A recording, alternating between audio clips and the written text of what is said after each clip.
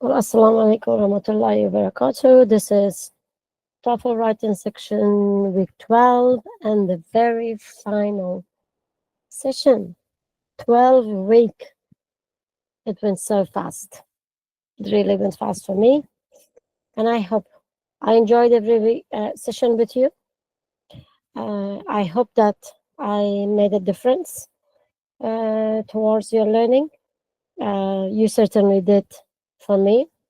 And I am one of those teachers that I think that we learn every day from our students. So thank you for making this part of the course very interesting, educational, and I pray that it was beneficial for you. So on this final session, we're going to do one more round of practice with improving your writing skill through activities. I'm going to do my final tips for improving your homework, and then feedback and goodbye, as this is our final session. So let's dive in. The final article is the Bronze Age collapse. So it's going to be 2 slides. That's going to be the reading article, followed by a sound recording that I'm going to play for you. So if anybody wants to read, put up your hand.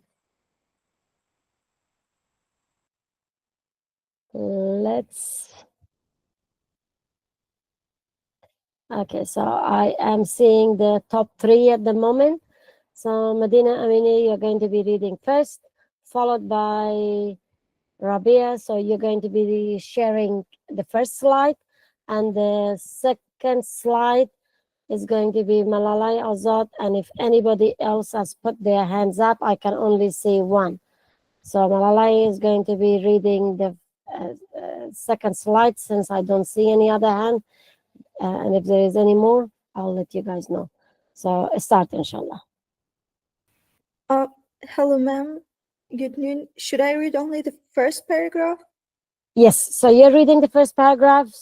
Second paragraph is by the second student, and then the next is, at the moment, I only have one, but if I have a fourth, somebody else, I'll give that person to read it. Go ahead, please. Okay. In the name of Allah, reading article, The Bronze Age Collapse.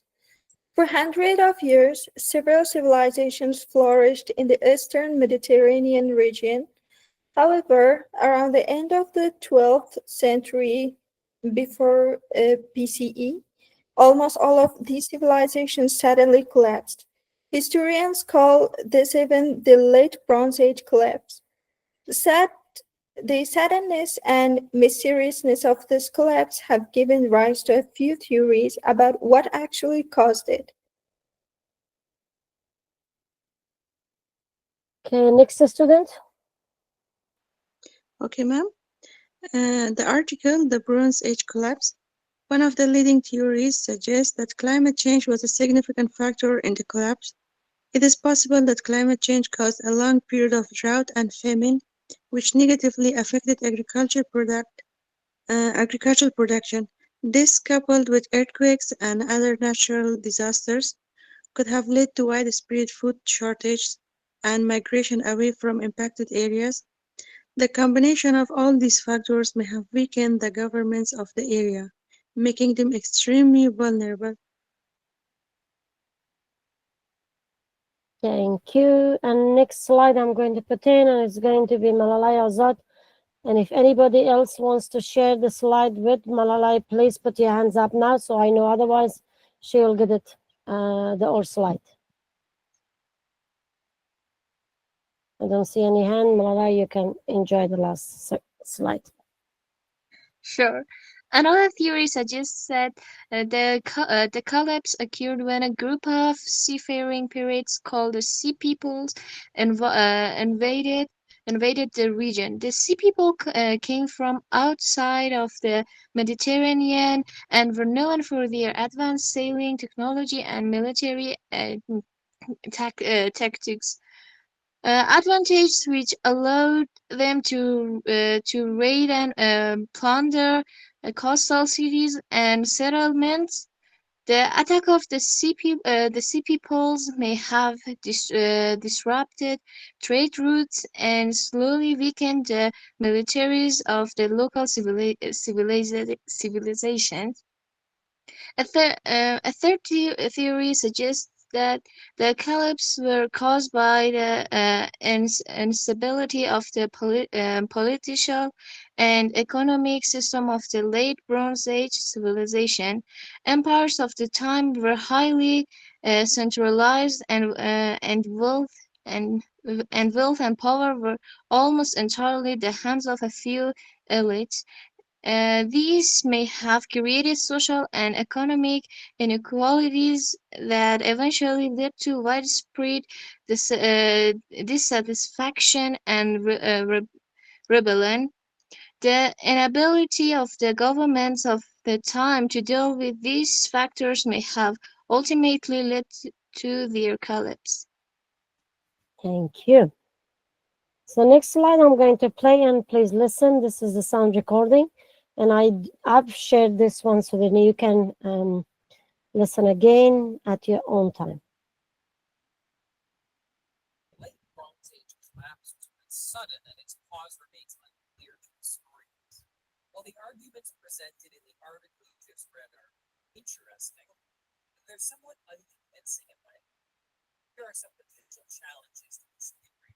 First of all, while drought and famine are undoubtedly serious problems in any civilization, it's worth noting that there isn't any reliable evidence of widespread environmental decline during the Bronze Age.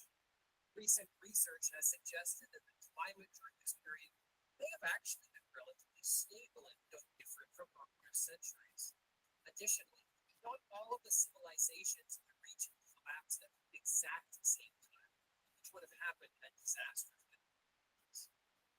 Now, while the sea peoples were very dangerous and caused a lot of harm to residents of the Mediterranean, their actions were not coordinated. What I mean is that while they did attack cities in the area, they didn't work together. The sea peoples weren't a unified army and weren't strong enough to destroy entire civilizations. I mean, we're talking about small groups of pirates that could possibly have wiped out a whole society. Certainly, the local militaries would have prevented that from happening. Finally, let's consider the issue of instability. Remember that political instability was not unique to the late Bronze Age. Many ancient civilizations experienced internal and external conflicts, along with economic inequalities and political unrest. But not all of them collapsed. This sort of problem was a natural feature of most governments at the time, and many of them survived for hundreds of years. Consider the Assyrians. They had all of the same problems, but were able to avoid collapsing and continue to thrive in the centuries that followed. Okay. Late Bronze Age. Okay, thank you. I noticed that some of you were saying that the volume is low. I think it might be from your phones. But remember that I am sharing the recording, and you will be able to listen to it at later time. On my computer, it was with full volume, and there was nothing else I could do. I am going to continue, and then some of you are going to be having opportunity to read again, because I'm going to be sharing you example of an essay. So the hand that is up is Perrine, because Perrine hasn't read, so I'll give it to Perrine first. Anybody else wants to read? Put up your hands. Shabnam Baron, you don't want to read? Good. Should I start? Lovely. Hello, teacher. So it's going to be, thank you. So I'm just allocating. So it's going to be Perrine and Shabnam. And then if there is time, if there's any more slides, then I will also give it to Medina and Malalai. Okay? So bear it with me until I put the slides. in the order. Parveen goes first, then Shabnam, and then Medina, and then Malala. I'll let you know if all of you can read. Let me put the slides in. I think you can still do two people, so all 4 people can read. In Start the with name of Shabnam. Allah, should I start? Yes, please. Simple essay. The article and the lecture are both the late Brazilian age collapse, while the author of the reading presents 3 possible causes of this event. The lecturer believes that none of them explain why so many civilizations collapsed at that time. First, the author argues that climate change caused drought and famine, which limited the amount of food that could be produced in the region. The article states that earthquake and other natural disasters made these problems worse and caused food shortage and outward migration. The lecturer's counter argument is that there is no evidence of environmental problems at that time, and that the climate was actually stable. Moreover, since the civilizations didn't collapse at the exact same time, a natural disaster could not have been the cause. Thank you. So next slide is going to go start with Shabnam, and then 1 more students, because Parveen did more. So Shabnam, you can start first paragraphs. Last paragraph would be 1 more student. Okay, thank you, teacher. Continued. Secondly, the author argued that the invaders, known as the Sea People, caused the collapse. The article notes that they used their advanced technology and military tactics to attack coastal areas, which made the societies unstable.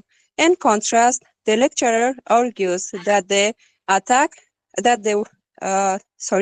attack coastal areas, which made the society unstable. In contrast, the lecturer argued that while the Sea People were first attackers, they weren't coordinated and didn't work together. As a result, local militaries could deal with their threats before they could destroy whole societies. Finally, the article notes that the collapse occurred because the societies of the region were fundamentally unstable. The author suggests that wealth and power in the civilizations were centralized in the hand of a few elites, which led the rebellion. However, the lecturer points out that almost all societies at the time were unstable and they didn't all collapse. As an example, he mentioned the Assyrian civilization, which had similar characteristics at the same time, but still managed to thrive for centuries. Thank you very much. I'm very proud of every single one of you. Your reading, mashallah, is really good. Your pronunciation is good. So well done. Well done. Thank you. Now the here onward are going to be some tips. So I'm going to be doing it. And then when it comes to the homework, you will still have time to participate with reading. But this part is mine, so please listen carefully. These are some common mistakes that normally occurs during writing essays. So some very common mistakes are the use of then versus after that. Since versus after that. Sorry, that was my apology. Since then is used with the present perfect tense to talk about something that has started in the past and is still going on. So this is about more of a grammar that when we are trying to write in English, this is where commonly students make mistakes. And I think it more applies to us Afghans because we tend to translate Dari Pashto to English. Our thoughts are in one language. Our grammars are very different and English grammars is different. So this is where we fall into the trap. So this is the example. I learned about this art in high school, and since then, I have loved Picasso. Their parents died, and since then, the children have lived with your uncle, Alf. I failed a test in my fisherman year because I didn't study. But since then, I have always prepared for exam. In all of the above sentences, the action in the second clause is still going on. I still love Picasso. The kids still live with Alf, and I still prepare for exam. So let's look at after that. After that is used to talk about things that started but it ended in the past, meaning that it's not continuing. Even if the action was done over a period of time that it was continuing in the past, we use after that if it is finished, no more happening. For example, I was embarrassed by low score, and after that, I studied art, meaning I no longer study art, perhaps because I'm no longer a student, or maybe whatever that I had problem, I've overcome. Their parents died, and after that, they lived with their uncle, meaning that they no longer live with the uncle, they only lived for a specific time. Perhaps they're now adults. I failed my midterm exam, but after that, I prepared for important tests, meaning I no longer prepare for exams, that I have overcome my weaknesses.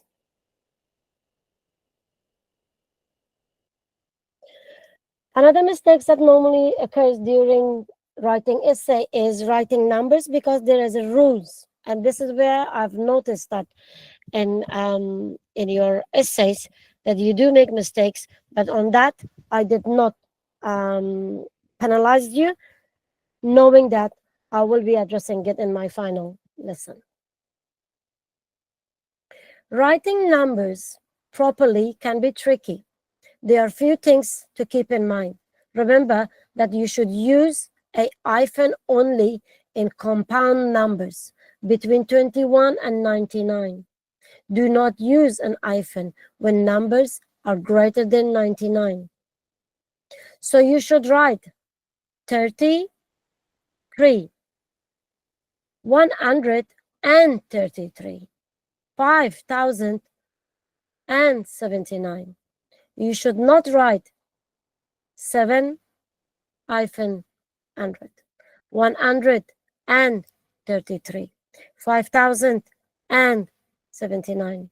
Those hyphens are incorrect because they appear in numbers that are greater than 99.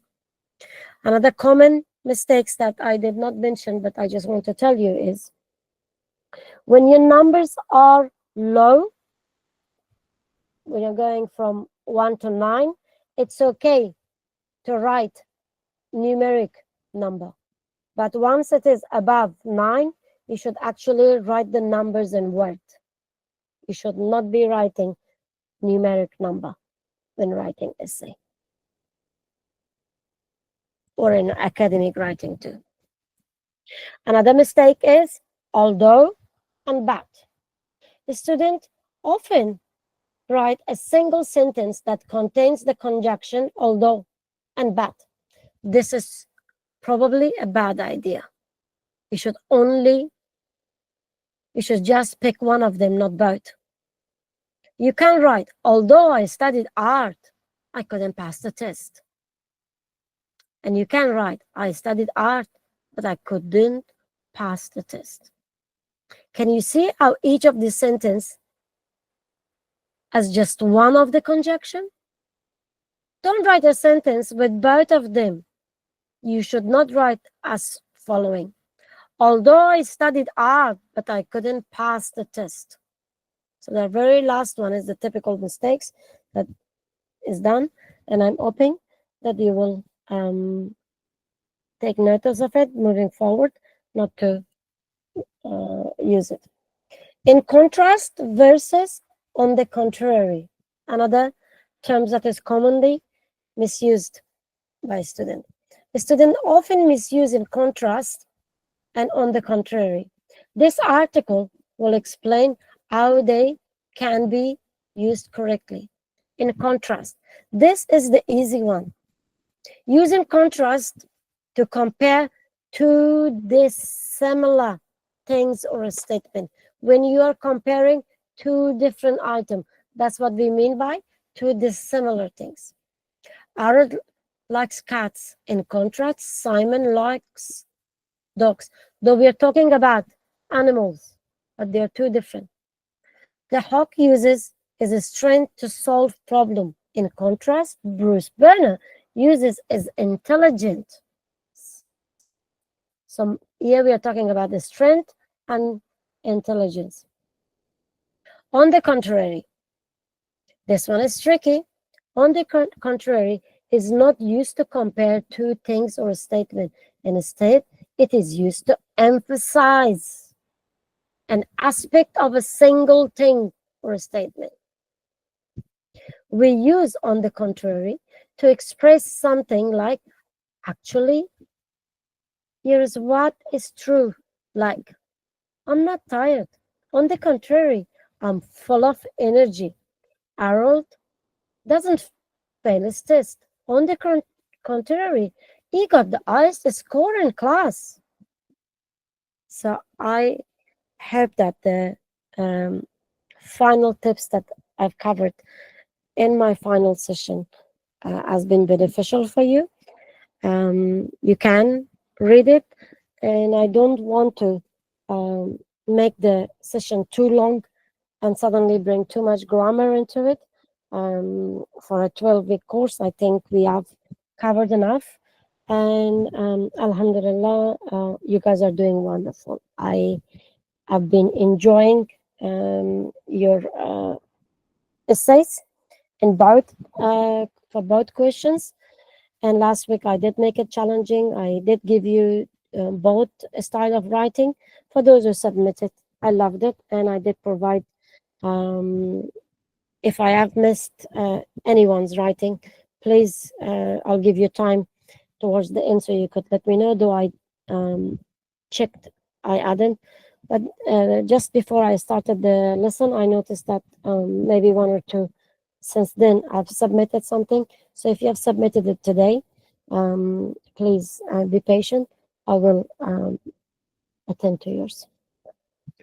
And our very final homework for week 12, the final homework. And I do have a reading article. And it's going to go over 2 slides. Let me count how many paragraphs. 1, 2, 3, and 4. So I'm going to come and keep your hands up so I could give it to 5 students to read. Okay, so I've got exactly 5 people. Okay, Hidayatullah, you're going to be reading first. 1 paragraph only, Hidayatullah. You're not reading everything. Okay, only paragraph 1 you're going to be reading. Paragraph 2 is going to be done by Shala Azad. And paragraph 3 is going to be done by Medina. And then the next slide, final slide, is going to be done by Malalai and Shabnam. I know that I said it's a small, but please give yourself equal, and I'm sure that you guys can distinguish where you can stop. If not, I will help you. So we start with Hidayatullah. Go ahead, please.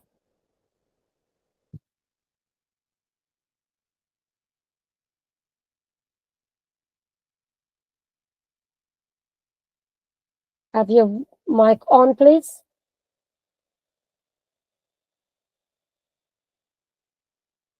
Just 1 paragraph. Otherwise, I'll give it to somebody else if you're not going to read very quickly. Because we are being recorded. Hidayatullah, you can't hear me? Okay, your chance is gone. Shala, go ahead, please. Hello to all, for sure. Reading article Neobulb lights. Compact fluorescent light bulbs, CLS have been a popular choice for energy-efficient lighting over the past few decades. However, there is a growing debate about whether they should be banned due to various concerns. Supporters of a ban argue that CFLs pose significant environmental and health risks, and as well as economic drawbacks. Thank you, Shala. And now let's give it to Medina. Second paragraph. Okay, second paragraph. First, CFLs contain mercury, which is a highly toxic substance that can be harmful to both humans and wildlife. When CFLs break or are improperly disposed of, mercury can be released into the environment, contaminating both the air and local water sources. This contamination poses serious and irreversible health risks, including brain damage and other health issues. According to recent studies, the risk of health problems from mercury exposure is especially high for pregnant women and young children. Thank you. Let me give this one to Safia Sadat. I see that your hands is up and I did not see you before. So we'll give it to Safia, please. Okay, second, while CPLs were the best choice in the past, they have been surpassed by newer lighting technologies such as light-emitting diodes like LEDs. Never light bulbs can be used for much longer periods of time before they need to be replaced. In certain cases, they can be used for years longer than CPLs. The longer lifespans of new types of bulbs means they need to be replaced less frequently. Thank you very much. I'm going to change a slide. And Chala, your hands was up and then you went out again. So I was trying to give you opportunity. If you are still interested, make sure that your mic is on. I'm going to change the slide. Go ahead.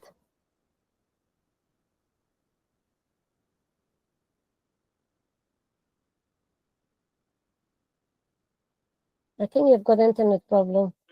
Was teacher. Okay, yes, please, I have your voice. Go ahead. Okay. First of all, I hope all of you doing well. I will read this now. Bismillahirrahmanirrahim. Finally, SFL are quickly becoming compatible with new environmentally friendly technologies that are often installed in buildings nowadays. In particular, CFLs integrates less efficiently with the smart energy systems that are designed to reduce power consumption.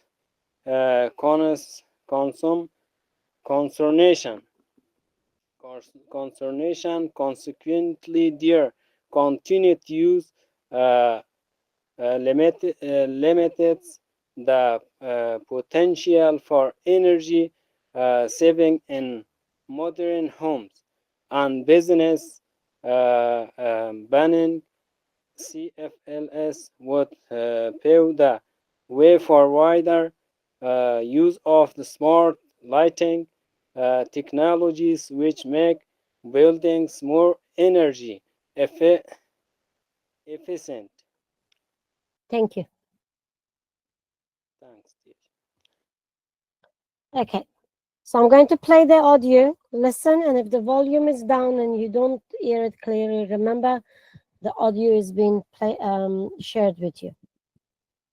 And this is that using the reading article and this, you need to write your final homework. Concerns surrounding compact fluorescent light bulbs, or CFLs, the idea of banning them outright might not be as beneficial as some people suggest. Let's address some of the arguments in favor of a ban and see why they don't hold up as well as they might seem. First, people often point to the mercury content in CFLs as a major health hazard. While it's true that CFLs contain a small amount of mercury, the risk they pose is minimal when proper disposal guidelines are followed. In fact, most areas have recycling programs specifically for CFLs to safely handle their disposal. These programs are well funded by local governments, so there's no cost whatsoever to either consumers or business owners who use CFL bulbs. Second, it's claimed that CFLs are no longer needed because newer technologies like LEDs are available. But here's the thing. Not everyone can afford products that are newer and therefore more expensive. For many consumers, CFLs provide a much more affordable option in the short term. They may not last as long as newer options, but the upfront cost is lower, and that's really important for people on tight budgets. Finally, there's the argument that CFLs are becoming obsolete due to smart energy systems that are better for the environment. Now, this is a bit misleading. While options like LEDs may integrate better with smart systems, CFLs are still a perfect option for many older lighting setups. Not all homes or businesses are equipped with smart energy systems, and for those without such systems, CFLs are perfectly fine. So, pushing for a complete ban ignores the fact that there's still a large market for more basic lighting solutions, and that CFLs fill this need efficiently.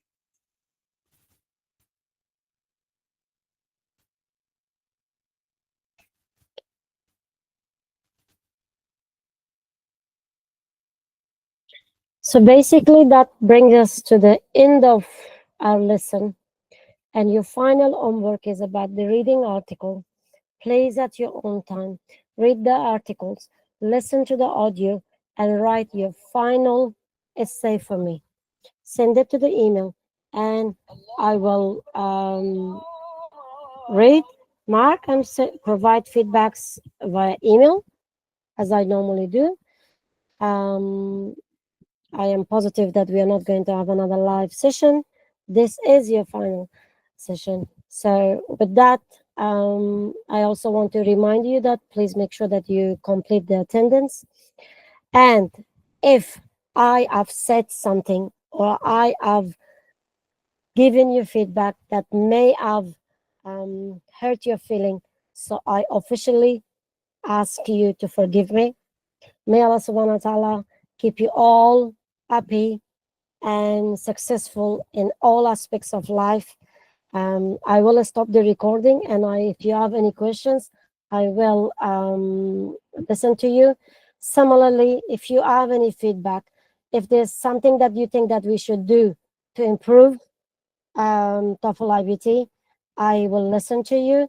You can tell me in person in here, or you could send in emails. And with that, I will stop the recording. Assalamu alaikum wa rahmatullahi wa barakatuh.